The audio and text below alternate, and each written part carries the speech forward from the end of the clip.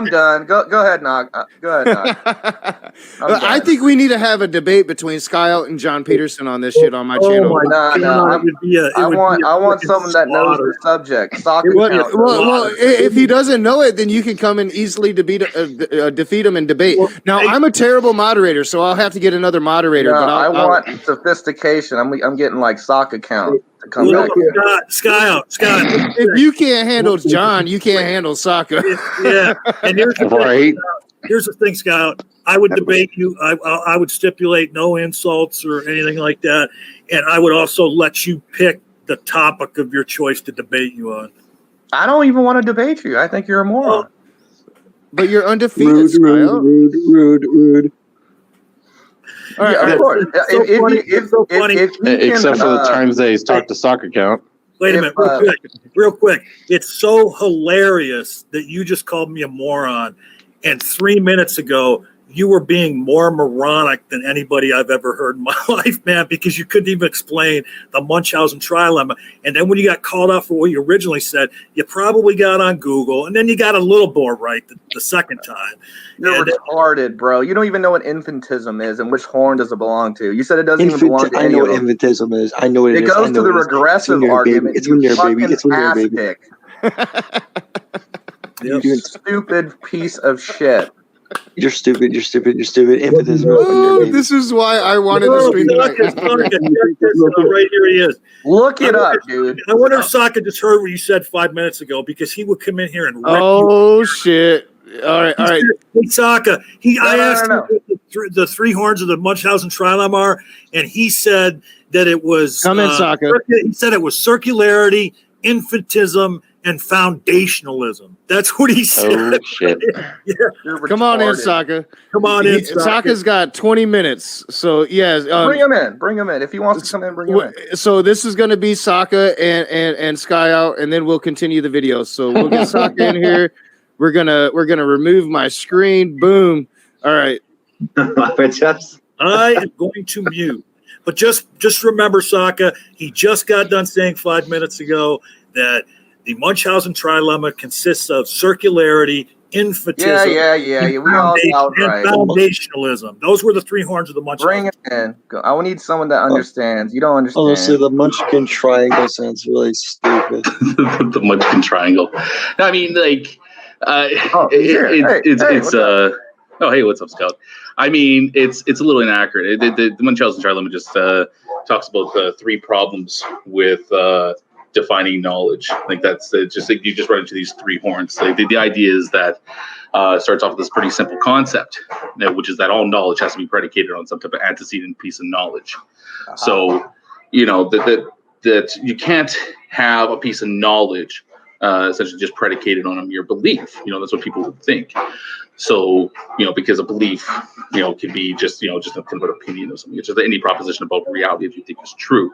And whether that would consist of any type of grounds to actually justify any knowledge beyond that. So like you run into this problem. So, okay, well, if knowledge has to be predicated on this other piece of knowledge, well, then you're going to run into a problem where you're going to run into these three horns. Munchausen trilemma. One is that knowledge just goes on forever, infinitism, like you said, where it's just not predicated on anything. One is that it's going to try to be justified in some type of circularity, but you know, some would argue that some type of circular argumentation would be fallacious. I don't think that all circular arguments are necessarily fallacious. Some of them are just, you know, some examples of circular arguments can just be examples of consistency. And then you have that, well, maybe that, you know, knowledge terminates in some type of a special type of belief, special category of belief. For sure. What would be something like a properly basic belief, in which case, you know, that you would start off with the assumption, the presupposition that, okay, well, you know, if my properly basic beliefs are correct, well, then I could say that I have knowledge from there. But properly basic beliefs wouldn't be able to be justified outside of the same, you know, kind of problem out of fear of circularity or just, you know, tautological statements. So, you know, like it's, you know, you have to kind of throw yourself on one of the horns somewhere. So like when we've had this conversation with Skyout before, where it comes down to, okay, well, where is it that you are throwing yourself in this dilemma? You know, when you make a statement such as like, I know God exists, is that starting off as just like a presupposition, like where you could say like they're non-inferential beliefs. They're direct. They're accurate. They're just like It's true, bro. It's true. it's like causation. You don't need evidence for causation or external minds. It's just they're evidence true. They're axiomatically true. I mean, would you agree on that? That Yeah, just but I sounds mean, like it's true because Okay, so why should God be treated as a proper axiom in that case? Is because it's the same as the existence of other minds or the immediate like sensory apprehensions and the existence of the external world. And there's causal regularities. I don't appeal to evidence or justify them, just like with minds in the external world.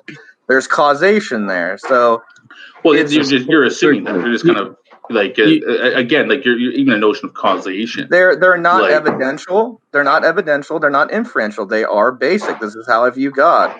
It's not really that hard. Yeah, so that's fine. So if you are treating this like a properly basic belief, though, like right. So one of the interesting things with properly basic beliefs is that most properly basic beliefs are accepted not through any type of circularity, but just because that you accept these things without justification. And a lot of times that you accept these things because that you would almost have to deny them to advocate for the antithesis of position. So for example, logic, you know, the deductive kind of inferences kind of work. You know, that could be a presupposition that a foundationalist might hold.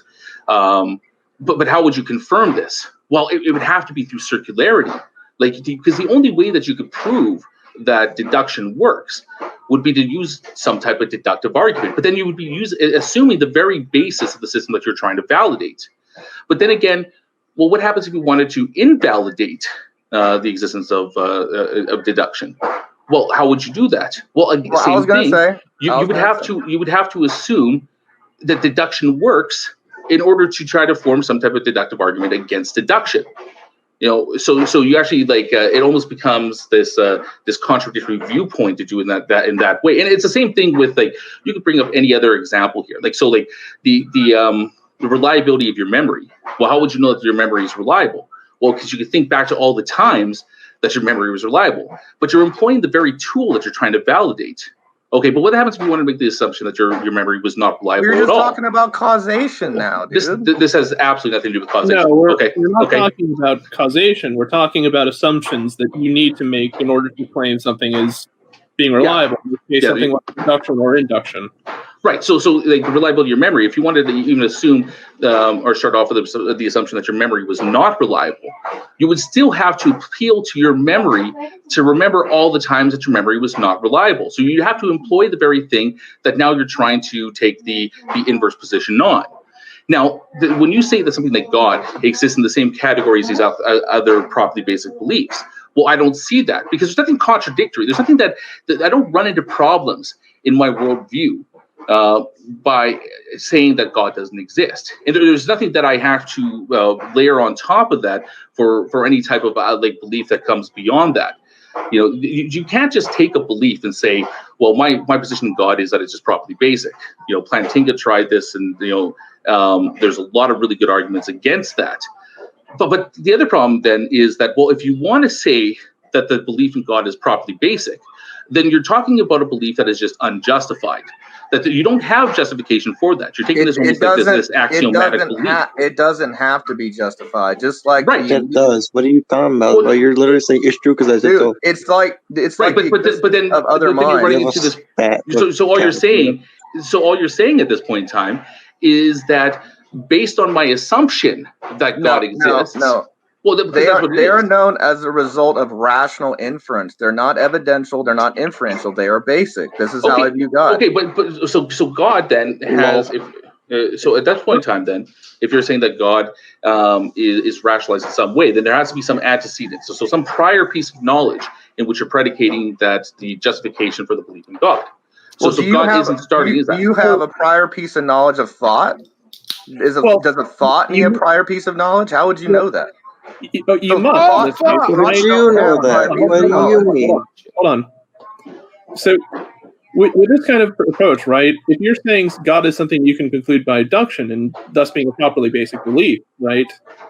You are assuming, in some tacit sense, that induction, but you have knowledge that induction is a somewhat reliable method by which to obtain the value of a proposition in being true or not true, right?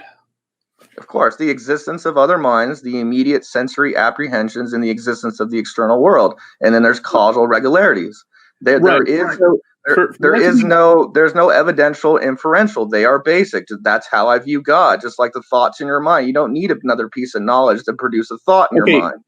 The question becomes: how do you know that the method of induction or deduction is something which is logically consistent and accurate to make conclusions about the nature of reality, or in this case, the nature of God?